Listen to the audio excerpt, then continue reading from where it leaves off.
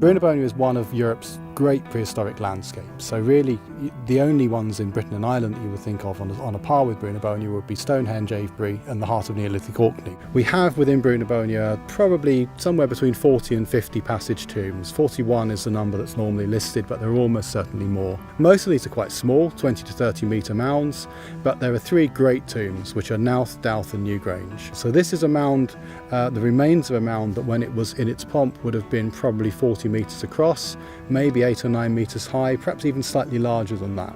And you really can't overstate the significance of that. It's one of the most significant finds in European archaeology in the last half a century. The only real indication that we had something here was that it's the highest point in the estate, the highest point in the lands, and it links the henge with the Great Mound at Dowth, because the henge and the Great Mound at Dowth are not intervisible unless you've got something on this high point. So to me, that's why I would have always believed that there was something on this high point. Having said that, I wouldn't have believed it was going to be this.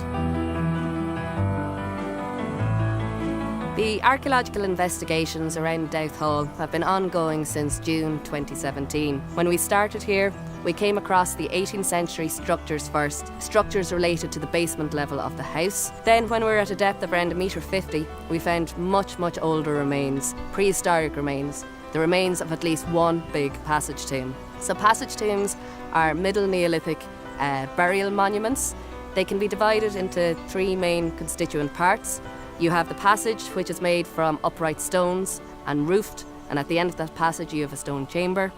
This structure is then covered with a mound, either of soil and stone, or just stone. And then oftentimes you get a ring of stones going around the perimeter of the mound called a kerb. Here at Dowth, we have part of a kerb. We have 6 kerbstones in area 3. We've also encountered 2 chambers in areas 2 and areas 1.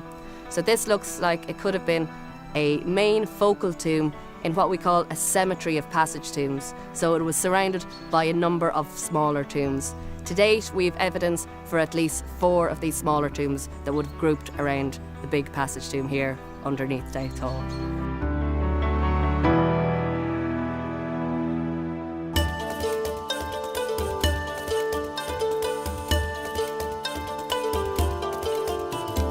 What we have here and what we're looking at are a great number of different sorts of stone that are behind us.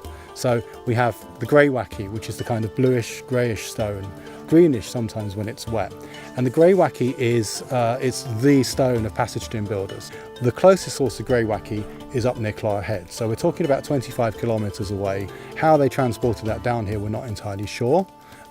The clever money really is that it came down the coast and then up the Boyne, so they floated up the Boyne on the tidal river and then dragged it up from the river. As well as that, we can also think about the quartz. We have 2 sorts of quartz. We've got vein quartz, so angular pieces of quartz, but we also have lots and lots of coarse pebbles here, which are really very unusual, and we're not really sure about that. It's likely to come from a beach somewhere. It may well also be being brought up from Wicklow.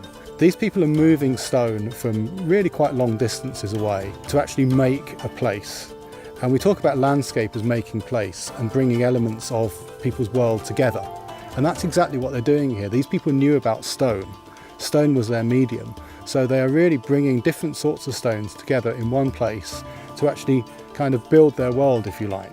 And moving stones in modern megalithic culture is actually a great honour. The final thing is not the only part of it that's important. The act of building is important. One of the other things about Brunebonia which makes it so special in an international context is the megalithic art, and you see some of the megalithic art here as well. There's roughly 30% of all of European megalithic art within the tombs in the Boyne Valley, and we're getting some fantastic new examples here as well. Again, probably the most important piece of megalithic art that's been found in half a century.